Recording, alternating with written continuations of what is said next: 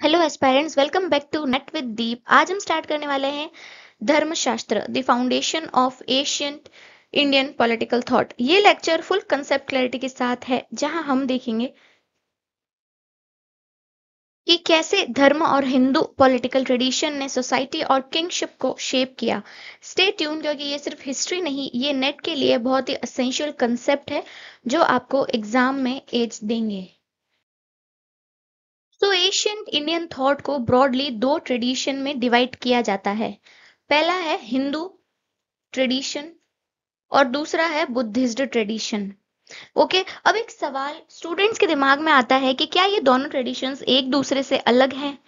यहाँ पर भिगु पारेख, इनका नाम आपको इम्पोर्टेंटली ध्यान रखना है। तो भिगु पारेख का एक बहुत ही इम्पोर्टेंट ऑब्जर्वेशन आता है। वो ऐसा कहते हैं कि इंडियन पॉलिटिकल थिंकिंग में एक कंटिन्यूटी है। क्या है? एक कंटिन्यूटी है। एक ऐसी लगातार धारा जो एशियन से मॉडर्न तक चलती आई है। बुद्धिज्म को भी पारेख एक कंप्लीटली सेपरेट ट्रेडिशंस नहीं मानते हैं।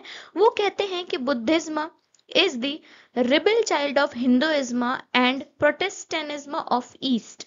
So मतलब क्या है इसका? जैसे यूरोप में प्रोटेस्टेंटिज्म एक रिफॉर्मिस्ट मूवमेंट था क्रिश्चियनिटी के अंदर, वैसे ही बुद्धिज्म को हम हिंदू ट्रेडिशन का एक रिफॉर्मिस्ट या प्रोटेस्ट मूवमेंट कह सकते हैं। इसका मतलब ये है कि इंडियन थॉट में डिसकंटिन्यूटी कम है और कंटिन्यूटी ज्यादा है। ये कंटिन्यूटी इस ट्रेडिशन को पावरफुल बनाती है, तो इसलिए आपको ध्यान रखना है। अब देखो, हिंदू ट्रेडिशन के अंदर हिंदू ट्रेडिशन के अंदर ही दो इंपॉर्टेंट स्ट्रीम है जो हमें पॉलिटिकल थॉट के तो अलग एंगल्स दिखाती है। पहला है धर्मशास्त्र, दूसरा है अर्थशास्त्र। अब ये धर्मशास्त्र क्या है? जहां राजनीति को धर्म के कंटेस्ट में समझा गया, यानी ड्यूटी, मॉरलिटी, एथिक्स और सामाजिक व्यवस्था। और अर्थशास्त्र मतलब जहां राजनीति को अर्थ अर्थ क्या होता है? अर्थ होता है मटेरियल, अर्थ होता है मटेरियल प्रॉस्पेरिटी, पावर और राज्य की प्रेगमेंटिज्म के पर्सपेक्टिव से देखा गया। यहाँ एक स्ट्रॉन्ग फाउंडेशन बनती है। एक तरफ तो मॉरलिटी और एथिक्स मतलब धर्मशास्त्र, और दूसरी तरफ गवर्नेंस और स्ट्रेटजी मतलब अर्थशास्त्र। तो ये दोनों एक दूसरे को क्या करते हैं? बैलेंस करते हैं। क्या करते हैं? एक दूसरे को बैलेंस करते हैं। ठीक है, तो इस फ्रेमवर्क को समझना भी जरूरी है, क्योंकि नेट में जब भी एशियन इंडियन पॉलिटिकल थॉट की बात आती है तो एग्जामिनर्स आपसे एक्सपेक्ट करते हैं कि आपको सिर्फ थिंकर्स या टेक्स्ट नहीं बल्कि कंटिन्यूटी ऑफ ट्रेडिशन भी क्लियर हो। ठीक है, तो और अगर आपको ये लॉजिक समझ आएगा कि हिंदू और बुद्धिस्ट ट्रेडिशन एक ही कॉन्टिनम के पार्ट हैं और हिंदू थॉट के अंदर धर्मशास्त्र और अर्थशास्त्र दोनों स्ट्रीम एग्जिस्ट करते हैं, तो आप एग्जाम में इंडियन पॉलिटिकल थॉट धर्मशास्त्र से हर क्वेश्चन क्रैक कर पाओगे। ओके, तो अब दोस्तों हिंदू ट्रेडिशन के अंदर सबसे पहला और इम्पोर्टेंट स्ट्रीम आता है, वो आता है धर्मशास्त्र। पहले इसको पढ़ते हैं। धर्मशास्त्र का मतलब एक संस्कृत टर्म है जिसे हम धर्म और शास्त्र दोनों शब्द इससे जुड़े हुए हैं। क्या जुड़े हुए हैं? धर्म और शास्त्र, धर्मशास्त्र दोनों वर्ड जुड़े हुए हैं। धर्म का अर्थ है ड्यूटी, राइटिजियसनेस, लॉ, मॉरलिटी, मतलब एक ऐसी मर्यादा जो इंसान की जीवन पद्धति को रेगुलेट करती है। धर्म का मतलब। और शास्त्र का मतलब क्या है? शास्त्र का मतलब है टेक्स्ट, स्क्रिप्चर हो गया, गाइडलाइन हो गया। तो सिंपल शब्दों में अगर मैं कहूं तो धर्म शास्त्र का मतलब है वो टेक्स्ट जो धर्म को एक्सप्लेन और ऑर्गेनाइज करते हैं। वो टेक्स्ट जो धर्म को एक्सप्लेन और ऑर्गेनाइज करते हैं, धर्म के प्रिंसिपल्स को बताया जाता है, जिसके अंदर जो गाइड करता है। ये सिर्फ एक लॉ बुक तो बिल्कुल नहीं है। तो जो धर्मशास्त्र है वो एक लॉ बुक, अगर आप इसे आप कहोगे तो ये लॉ बुक नहीं है। ये क्या है? एक हॉस्टेलिक गाइड है। क्या है? एक हॉस्टेलिक गाइड है। एक हॉस्टेलिक गाइड है जो इंसान की इंडिविजुअल लाइफ और कलेक्टिव सोशल लाइफ दोनों को ही रेगुलेट करता है। अब स्कोप ऑफ धर्मशास्त्र देखो, यहाँ पे लिखा हुआ है स्कोप ऑफ धर्मशास्त्र। क्या क्या आता है धर्मशास्त्र में? तो ये टेक्स्ट सिर्फ रिलीजन तक सीमित नहीं है, इसका स्कोप बहुत ब्रॉड है। पहला है जैसे मॉरल कोड्स, क्या सही है क्या गलत है। सोशल कोड्स मतलब जैसे सोशल कोड्स मतलब इसके अंदर वर्ण व्यवस्था, आश्रम सिस्टम, फैमिली और कम्युनिटी रूल्स के बारे में बताया गया है। रिलीजियस कोड्स के बारे में मतलब रिचुअल, संस्कार, पूजा पद्धति। लीगल कोड्स के बारे में मतलब punishment, justice, property loss, king के ड्यूटीज। इसीलिए हम कहते हैं कि भाई अ, इसीलिए हम कहते हैं dharma equals to totality of duties. Dharma equals to totality of duties मतलब एक इंसान के एथिकल, सोशल और पॉलिटिकल और स्पिरिचुअल ऑब्लिगेशंस सब कुछ धर्म के अंदर आता है। अब एक सिंपल एग्जांपल अगर मैं दूं, आज के समय में हम अपना ड्यूटी समझते हैं जैसे ट्रैफिक रूल्स को फॉलो करना, पेरेंट्स का रिस्पेक्ट करना, कॉन्स्टिट्यूशन का ओबे करना। वैसे ही एशियंट भारत में धर्मशास्त्र इंसान को गाइड करता था कि कौन से ड्यूटीज इंडिविजुअल के हैं और कौन से ड्यूटीज किंग के हैं। तो एज पेरेंट्स अगर आप धर्म शास्त्र को एक स्टैटिक लॉ बुक समझोगे तो भाई आप गलत हो। धर्मशास्त्र एक स्टैटिक लॉ बुक नहीं है, ध्यान रखना। ये क्या है, एक लिविंग ट्रेडिशन है। क्या है, एक लिविंग ट्रेडिशन। उसे एक लिविंग ट्रेडिशन जैसा समझो तो भारत की पॉलिटिकल और सोशल सोच का ये क्या है, एक बहुत बड़ा फाउंडेशन है। और अगर आपको ये फाउंडेशन क्लियर हो जाता है तो नेट के काफी क्वेश्चंस आप आराम से क्लियर कर सकते हो, क्योंकि आप सिर्फ डेफिनेशन नहीं, उसके नेचर्स को भी कॉन्फिडेंटली आप जो है ना कॉन्फिडेंटली आप ऐसे क्वेश्चंस को क्लियर कर पाओगे। चलिए अब एक बार एस्पायरेंट इस टॉपिक को शॉर्ट और बहुत ही इजी तरीके से हाईलाइट करते हैं। जब भी नेट के एग्जाम में क्वेश्चंस आते हैं तो वो ये हाइलाइट्स आप पढ़ोगे तो आपको एकदम से क्लिक अप होगा वहां पे। हमने क्या पढ़ा, हमने धर्मशास्त्र के बारे में पढ़ा, text on law, duty, morality. मतलब यानी कि ये एक लीगल कोड ही नहीं बल्कि एक कंप्लीट एथिकल गाइडलाइन है जो इंसान के जीवन के हर पहलू को कवर करता है। फिर हमने देखा डील्स विद एंटायर लाइफ। सोचो मॉडर्न कॉन्स्टिट्यूशन सिर्फ स्टेट और सिटीजन के रिलेशन को रेगुलेट करता है, लेकिन धर्मशास्त्र इतना वाइड था कि उसने इंसान के सोशल कंडक्ट, राजनीति, धार्मिक क्रिया और स्पिरिचुअल अपलिफ्टमेंट सबको इंक्लूड किया है। फिर हमने देखा connected with continuity of Indian thought, ये भिगु पारेख का व्यू था। तो ये सब एक कॉन्टिनम है जिसमें पारेख कहते हैं कि इंडियन थॉट में एक ऐसी लगातार धारा है जो एशियंट से मॉडर्न तक जारी है और धर्मशास्त्र इसी धारा का एक बहुत ही स्ट्रॉन्ग फाउंडेशन है। तो अगर एस्पायरेंट्स आपके दिमाग में कभी कंफ्यूजन आए कि धर्मशास्त्र क्या है, तो बस ये हाइलाइट्स याद करना है। एक लाइन में डिफाइन करोगे तो क्लैरिटी भी दिखेगी और एग्जामिनर को लगेगा कि आपको सिर्फ कंटेंट ही नहीं, फ्रेमवर्क भी पकड़ में है पूरी तरीके से धर्मशास्त्र का। आई होप आपको ये जो है हेल्पफुल लगा होगा। दोस्तों अब तक हमने समझा कि धर्मशास्त्र क्या है और इसका नेचर क्या है। अब थोड़ा हिस्टोरिकल कंटेक्स्ट समझते हैं, क्योंकि हिस्टोरिकल कंटेक्स्ट भी समझना हमारे लिए उतना ही जरूरी है।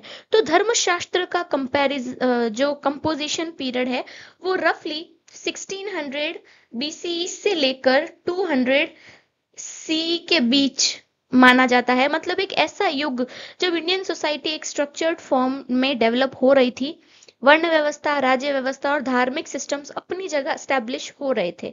अब इसका नेचर क्या रहा होगा धर्मशास्त्र का, तो इम्पोर्टेंट बात यह है कि धर्मशास्त्र कोई मॉडर्न स्टेट के बनाए हुए लॉज जैसे स्टेटस बुक नहीं थे, ये नॉर्मेटिव कोड्स थे। ये नॉर्मेटिव कोड्स थे। नॉर्मेटिव कोड्स थे। नॉर्मेटिव कोड्स का मतलब क्या है, यानी एक गाइडिंग फ्रेमवर्क जिसमें लिखा गया कि समाज को कैसे फंक्शन करना चाहिए। इसका मतलब ये टेक्स्ट एम्फोर्स करने के लिए पुलिस या कोर्ट्स नहीं थे, लेकिन समाज का मॉरल कंसेंसस इन्हीं पर पूरी तरीके से बेस्ड था। ठीक है, तो फिर किंगशिप और governance, idea of kingship and governance was seen here. सबसे खास बात यह है कि इन टेक्स्ट में राजनीति और शासन का हर डिस्कशन धर्म के लेंसेज से होता था। किंग का रोल एक ऑटोक्रेट या डिक्टेटर का नहीं था, उसका रोल था धर्म का प्रोटेक्टर और धर्म का फॉलोवर। फॉलोवर ऑफ धर्म एंड प्रोटेक्टर ऑफ धर्म, ये किंग का रोल था। यानी रूलर की पावर आर्बिट्री नहीं थी बल्कि धर्म से पूरी तरीके से बाउंडेड थी। तो ये इसके भी हाइलाइट्स मैंने यहाँ पे ऐड किया है। तो आप जब भी धर्मशास्त्र का कंटेक्स्ट याद रखोगे तो एक चीज समझना, इंडिया की राजनीति की शुरुआत ही आर्बिट्री पावर से नहीं बल्कि एथिकल पावर से हुई थी। और यही बात इंडियन पॉलिटिकल थॉट को दुनिया की दूसरी सिविलाइजेशन से पूरी तरीके से अलग ही बनाती है। तो अब चलिए देखते हैं कि धर्मशास्त्र के अंदर कौन से कोर थीम्स थे जो उसे एक पॉलिटिकल फिलोसॉफिकल टेक्स्ट बनाते हैं। तो देखो, पहला है लॉ एंड सोशल ऑर्डर। पहला है लॉ एंड सोशल ऑर्डर। धर्मशास्त्र का सबसे पहला फोकस था समाज की व्यवस्था। सोसाइटी को उन्होंने दो तरीकों से स्ट्रक्चर किया था। वर्ण सिस्टम, वर्णा सिस्टम मतलब सोशल क्लासेस, जिसमें ब्राह्मण, क्षत्रिय, वैश्य, शूद्र ये चार आते थे। और आश्रम, आश्रम मतलब स्टेजेस ऑफ लाइफ, जिसमें ब्रह्मचर्य, गृहस्थ, वानप्रस्थ और संन्यास, ये चार स्टेजेस आते थे लाइफ के। हर वर्ण और आश्रम के लिए स्पेसिफिक ड्यूटीज और रिस्पॉन्सिबिलिटी डिफाइन की गई थी। मतलब एक तरह से डिवीजन ऑफ ड्यूटी सिस्टम था, जिसमें हर ग्रुप अपना रोल प्ले करेगा और इस तरह से समाज स्मूथली फंक्शन करेगा। फिर इसका की फीचर था पॉलिटिकल थॉट, मतलब किंग, जो राजा का रोल बहुत क्लियरली डिफाइन किया था कि भाई वो क्या है, protector of dharma and follower of dharma. उसका काम आर्बिट्री रूल करना नहीं था, बल्कि इंश्योर करना था कि धर्म सोसाइटी में प्रिवेल करे, यानी ruler not the dictator but the guardian of law and order. ठीक है। थर्ड की थीम है जस्टिस एंड दंड।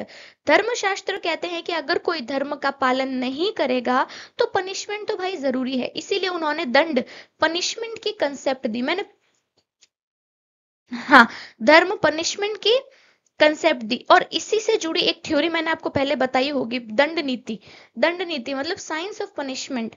दंड नीति का मतलब साइंस ऑफ पनिशमेंट। ये पॉइंट इंपॉर्टेंट है, ध्यान रखना, क्योंकि यही दंड नीति बाद में अर्थशास्त्र ट्रेडिशन में भी सेंट्रल हो गई थी। ठीक है, तो आपको ये ध्यान रखना है। उसके बाद religion and politics and politics together. वो कैसे, देखो, मॉडर्न स्टेट में हम कहते हैं कि चर्च एंड स्टेट सेपरेट है, या फिर रिलीजियन एंड पॉलिटिक्स अलग हैं, लेकिन धर्मशास्त्र में ऐसा नहीं था। यहाँ पॉलिटिक्स डीपली एम्बेड थी रिलीजियस और मॉरल फ्रेमवर्क के अंदर। मतलब रूलर का पावर सिर्फ राजनीतिक नहीं बल्कि धार्मिक और एथिको अथॉरिटी से जस्टिफाइज होता है। ठीक है, आई होप यहाँ तक आपको क्लियर हो गया होगा। तो धर्मशास्त्र हमें ये सिखाता है कि राजनीति सिर्फ पावर का खेल तो बिल्कुल नहीं है, उसका एक मॉरल और एथिकल बेस है। और अगर आप इसको याद रखोगे ना, तो आपको धर्मशास्त्र के की थीम्स आपको प्रॉपरली माइंड में, आप जो है ना जब एग्जाम दोगे तब आपको क्लिक हो जाएंगे ये सारी चीजें। तो की थीम्स आपको बहुत अच्छे से ध्यान रखनी है। अब आता है आपका नेक्स्ट सिग्निफिकेंस। इंपॉर्टेंट सवाल ये है कि धर्मशास्त्र का सिग्निफिकेंस क्या था, मतलब इसका इंडियन पॉलिटिकल थॉट पर एक्चुअल इम्पैक्ट क्या पड़ा। तो पहला है भाई normative foundation of law and governance. सबसे पहली बात, धर्मशास्त्र ने एक नॉर्मेटिव फ्रेमवर्क दिया जो एशियंट इंडिया के लॉ और गवर्नेंस को रेगुलेट करता था।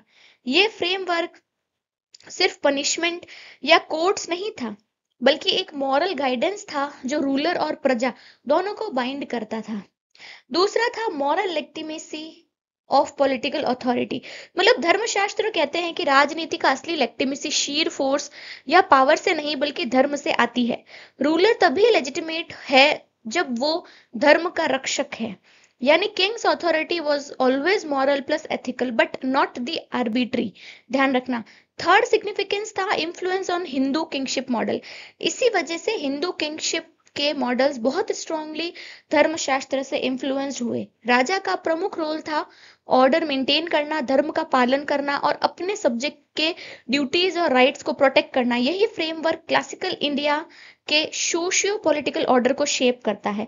तो आई होप यहाँ तक आपको समझ आया होगा। और अगर आपसे नेट में या यूपीएससी में पूछा भी जाए कि what is the uniqueness of Indian political thought, तो आप कॉन्फिडेंटली ये कह सकते हो कि इंडिया में राजनीति की लेजिटिमेसी स्वॉर्ड से नहीं, तलवार से नहीं, बल्कि धर्म से निकलती है। और ये बात धर्मशास्त्र को एक टाइमलेस कंट्रीब्यूशन भी बनाती है। तो आप ध्यान रखना इस चीज को।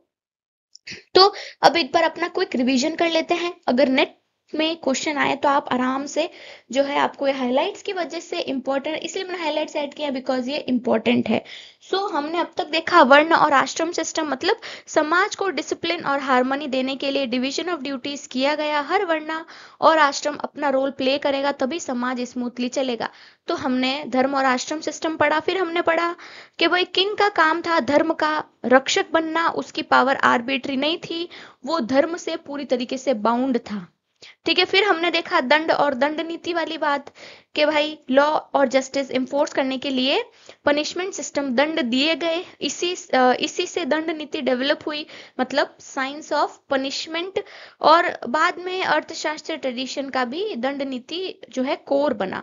उसके बाद हमने देखा रिलीजन प्लस पॉलिटिक्स जो है इनसेपरेबल है, मतलब धर्मशास्त्र में पॉलिटिक्स को अलग सोचा ही नहीं जा सकता। राजनीति धार्मिक और मॉरल फ्रेमवर्क के अंदर ही ऑपरेट करती है। फिर हमने सिग्निफिकेंस पढ़े कि भाई यहाँ एक स्ट्रॉन्ग लेगेसी है जिसमें हिंदू किंगशिप का पूरा मॉडल धर्म पर पूरी तरीके से बेस्ड था, ना कि सिर्फ फोर्स पर। तो एस्पायरेंट, अगर आपको कभी कंफ्यूजन हो कि भाई धर्मशास्त्र को एक ही लाइन में हम कैसे डिफाइन करें, तो एक बात है ना, हमेशा याद रखो, बस ये लाइन ध्यान रखो। क्या लाइन है? नोट कर लो अपने नोटबुक में कि it gave India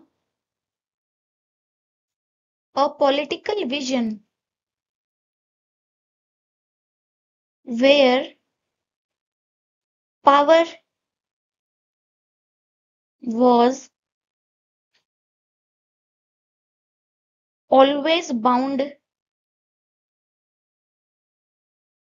by dharma. यही इसका असली सिग्निफिकेंस है और यही बात आपको एग्जाम हॉल में पूरी तरीके से जो है एज देने वाली है। आई होप यहाँ तक आपको जो है समझ आया होगा। ये था पार्ट 1 इंट्रोडक्शन और फाउंडेशन। अब हमने समझा और हमने ये समझ लिया है कि कैसे धर्मशास्त्र ने लॉ, मॉरलिटी और किंगशिप के कंसेप्ट को फ्रेम किया। अगले लेक्चर में हम डीप डाइव करेंगे कोर कंसेप्ट, पुरुषार्थ, आश्रम, वर्ण और संस्कार। तो रेडी रहो और नोट्स को साथ रखो, क्योंकि कंसेप्ट क्लैरिटी का रियल मैजिक अब स्टार्ट होता है। हम पार्ट 2 में और भी इंपॉर्टेंट कोर कंसेप्ट को समझेंगे। आई होप आपको ये लेक्चर हेल्पफुल लगा होगा, तो प्लीज लाइक करो, शेयर करो एंड जरूर कमेंट करो और अपना फीडबैक दो। Thank you.